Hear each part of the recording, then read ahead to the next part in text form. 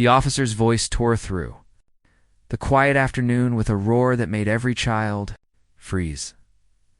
"Turn that noise off or I'll tear this whole birthday apart, right?" Now he kicked the folding table so hard the cake flew into the grass. Frosting splattered across shoes.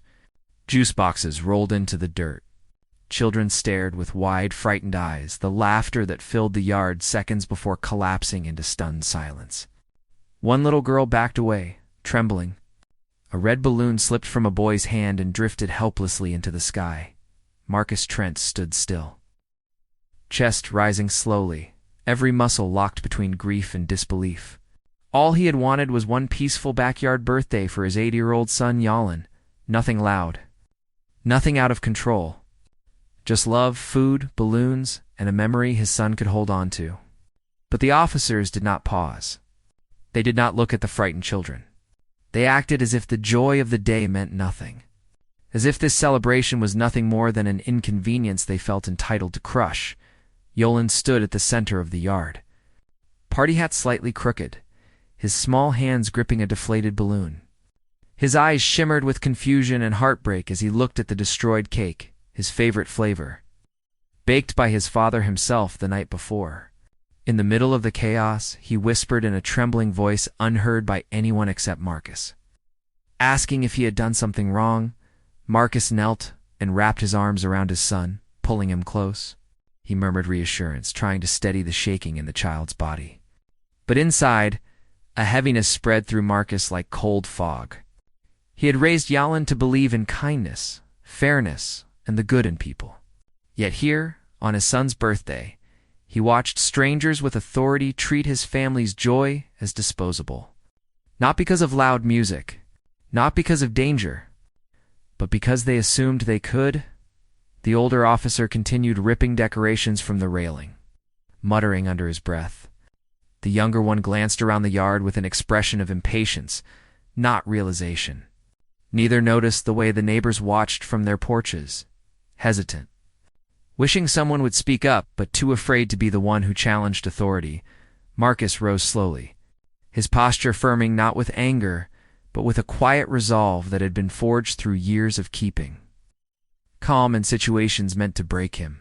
He looked at the wrecked table, the toppled gifts, the ruined cake. Then he looked at the officers. Finally, he reached into his pocket and pulled out his phone. One officer laughed under his breath, assuming nothing could shake him.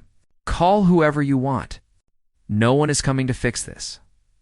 Marcus simply dialed. The line rang twice before a deep, steady voice answered. Marcus exhaled slowly and said only 2 words. "I need you."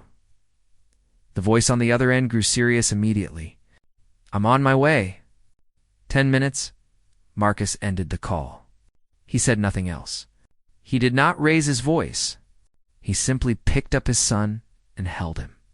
10 minutes later, an unfamiliar silence washed over the neighborhood as 3 black SUVs turned into the street. Doors opened with calm precision, and several individuals stepped out dressed in suits, carrying quiet authority. At the front of the group walked a woman with sharp eyes, composed posture, and a presence that commanded attention without a single word. Chief Delaney of the district. Oversight Division approached Marcus first. She had history with him years ago. He had been an instructor who trained officers in communication, empathy, and calm conflict resolution. He had left the job to raise his son in peace, but he had not left behind the respect he earned. When she saw the ruined birthday party, the scattered decorations, the startled children clinging to their parents, her jaw tightened.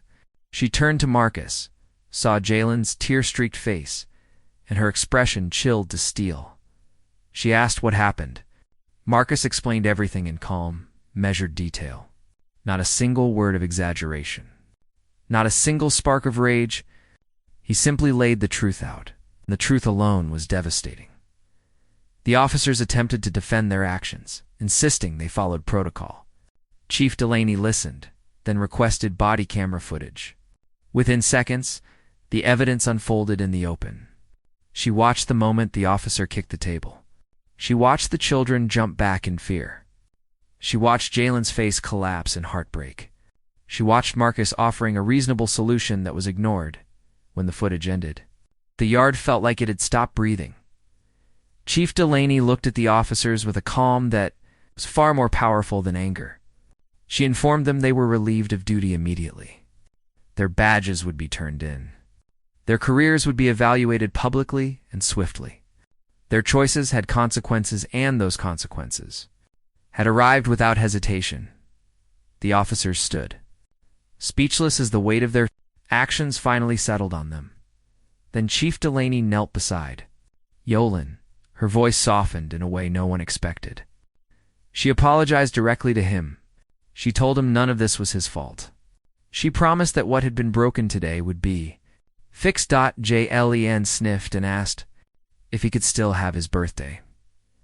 Chief Delaney smiled gently and assured him he would have the biggest celebration this block had ever seen. Neighbors who had been frozen moments earlier now stepped forward, eager to help, their guilt melting into action. Some brought out tables. Others brought snacks and bottled drinks. Someone ran inside to grab a bag of extra decorations. A family from 2 houses down brought a new cake, still warm from the oven. The bouncy castle was reinflated and rose like a symbol of resilience. The yard transformed again into what it had been, but into something stronger.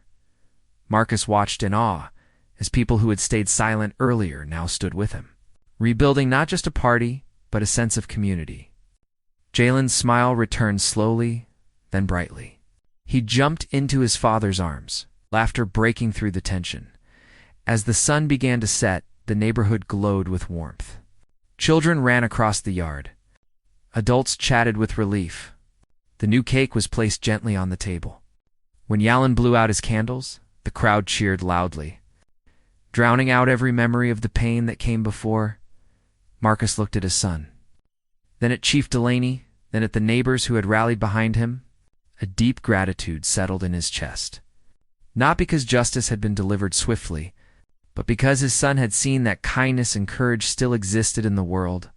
Later that night, when the last guests wandered home and the yard grew quiet again, Marcus sat beside Yalan on a blanket surrounded by gifts. The boy leaned against him with contentment. Marcus placed a hand on his son's shoulder and asked softly how his birthday had been.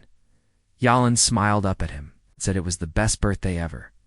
Marcus believed him, because sometimes it takes one calm voice, one brave call, and one community rising together to turn heartbreak into hope.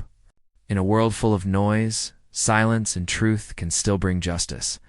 And on this day, they did.